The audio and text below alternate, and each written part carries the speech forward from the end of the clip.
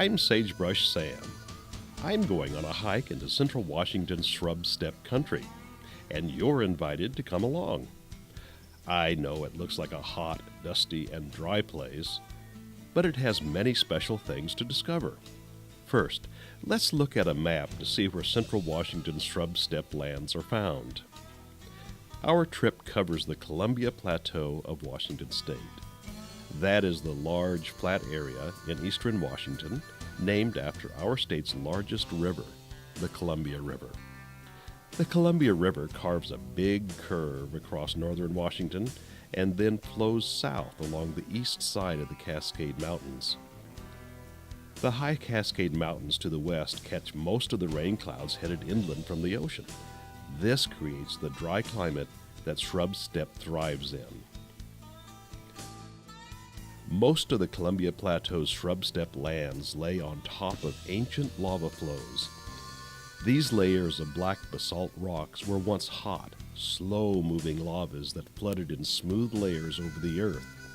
Some of the basalt was eroded away by river floods at the end of the last ice age.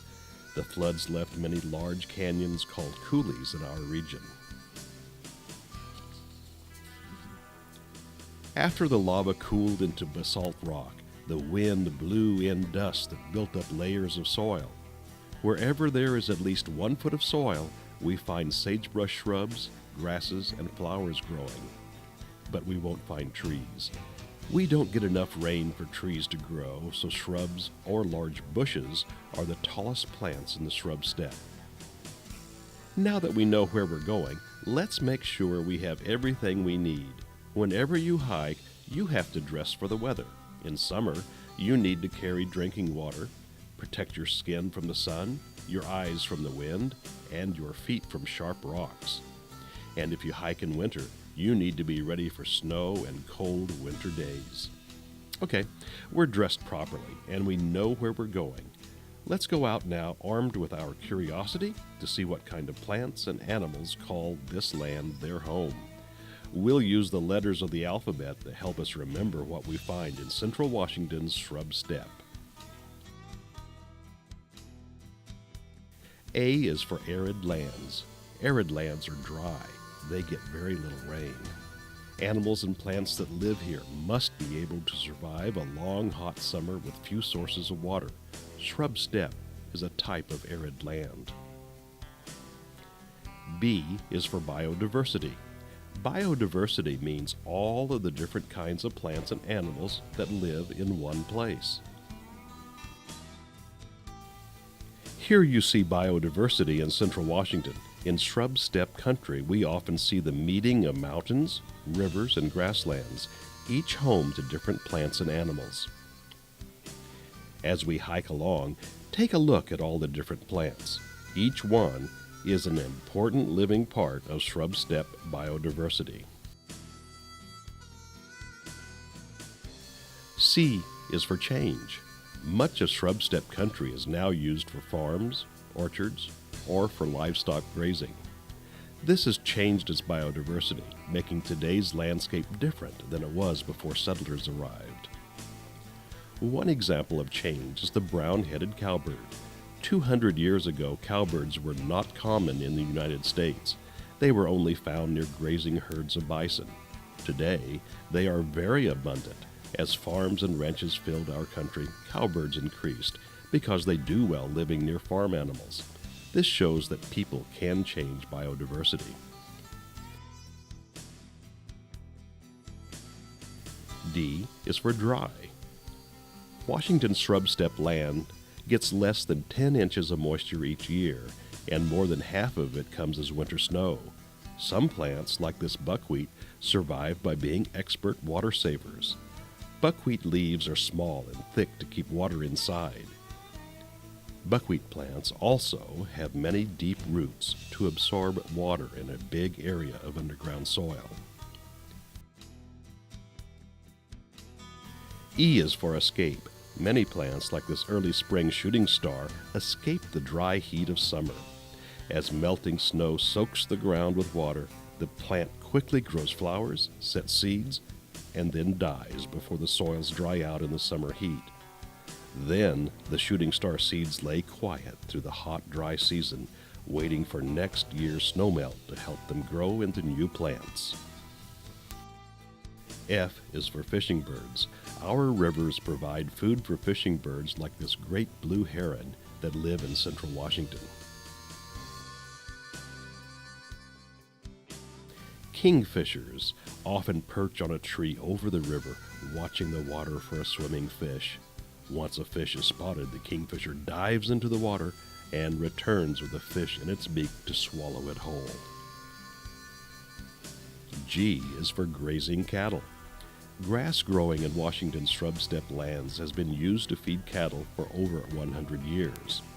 As cows have moved into the shrub steppe, they have carried seeds from outside grasses and weeds in their hooves and hides. These introduced seeds grow into plants that compete with native plants for scarce water resources. H is for habitat.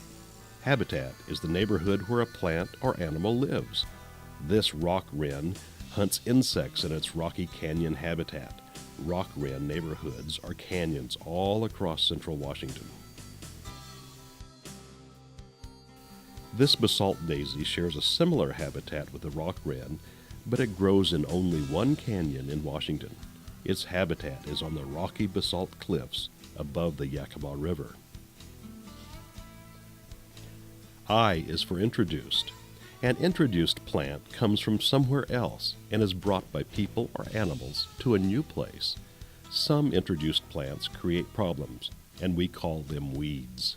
Weeds grow faster and better than native plants and can take over a habitat. Some plants are introduced by accident. This photo shows knapweed.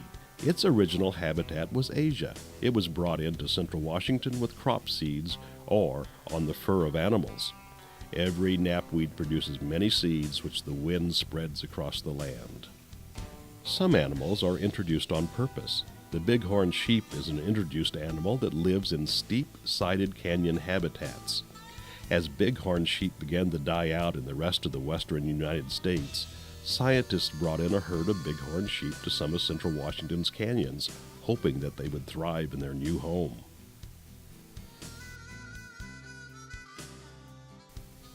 J is for July, summertime. This picture of Saddle Rock Hill in Wenatchee was taken in hot, dry July. Summer is a great time to see lizards hunting for insects to eat. In the hot, dry summer, nighthawks rest during the day and hunt flying insects in the cool evening air. During the day, a nighthawk sits very still, blending into the background so predators can't see it. K is for killdeer. This killdeer's habitat includes farm fields, playgrounds, or roadsides, all places near where people live.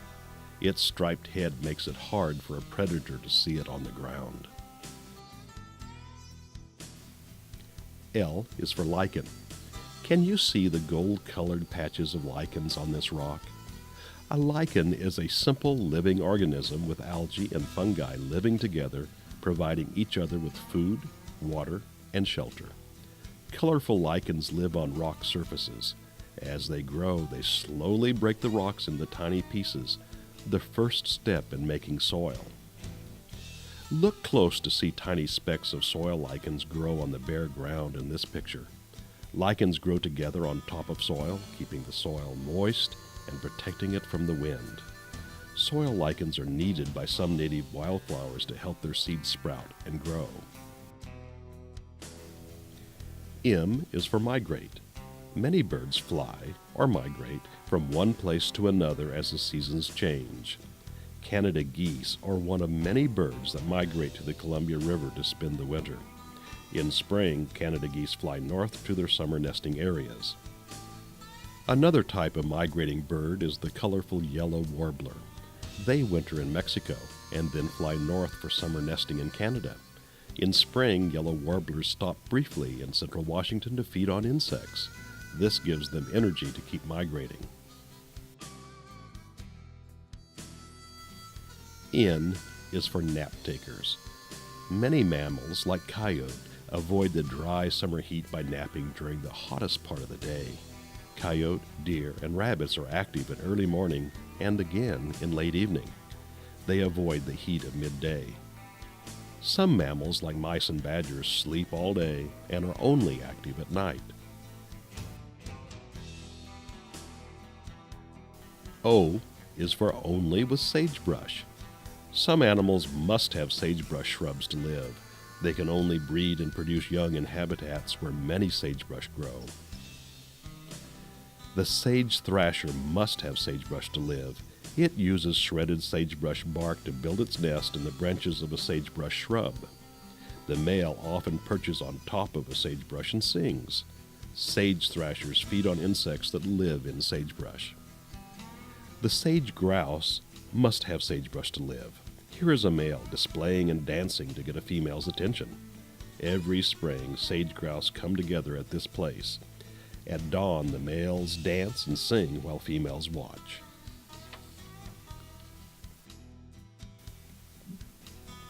P is for publications. There are lots of books about Washington shrub steppe habitat at the library. It's fun to read about rocks, plants, and animals of our arid lands. Q is for quail. California quail were introduced to Washington in the early 1900s for hunters.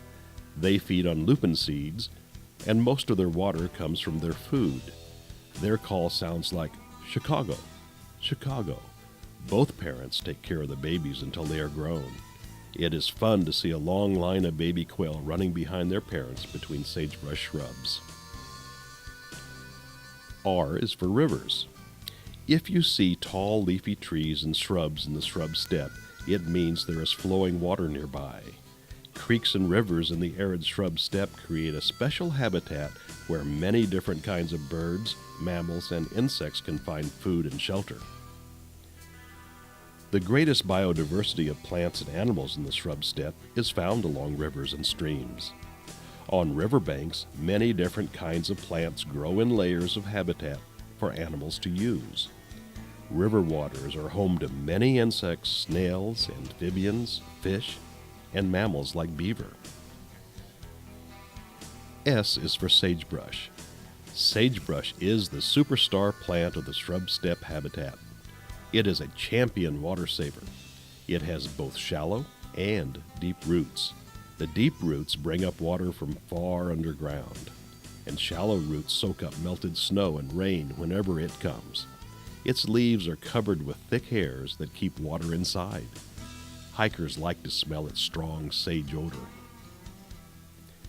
T is for talus slope. Talus is a word for piles of rocks at the base of cliffs. Rainwater drips into cracks in cliffs. In winter, the water freezes into ice and widens the cracks. When the ice thaws, pieces of rocks fall away from the cliffs to the talus slopes below. If we look under a few of these rocks, we might find a bull snake or rattlesnake. Snakes use talus slopes for shelter from the hot summer sun. In winter, snakes hibernate together deep down in a talus slope.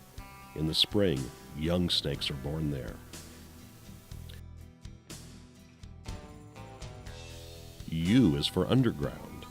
A cool shrub steppe habitat in the summer is underneath the ground. Yellow-bellied marmots dig and hibernate in deep underground tunnels during the hottest months of summer. V is for vulture. The turkey vulture eats dead animals. They are nature's recyclers, often eating dead animals along roads and highways. On a summer day, you might see turkey vultures slowly circling in the sky, riding on warm air currents with no need to flap their wings. W is for wonderful. This has been a fun day. Together, we've discovered many of the wonderful plants and animals that make the shrub steppe their habitat and home. Each one has special features to allow survival in the cold winter and hot, dry summer. X is for extra special. Each plant and animal in this lovely landscape has extra special abilities to help it grow and live. Together, they give the shrub steppe a special beauty that is hard to put into words. We are lucky to be able to hike through this extraordinary place. Y is for you. I invite you to go out soon and explore the shrub steppe with your family and friends. Be sure to tread lightly to not disturb the home of all the special plants and animals we've seen together today.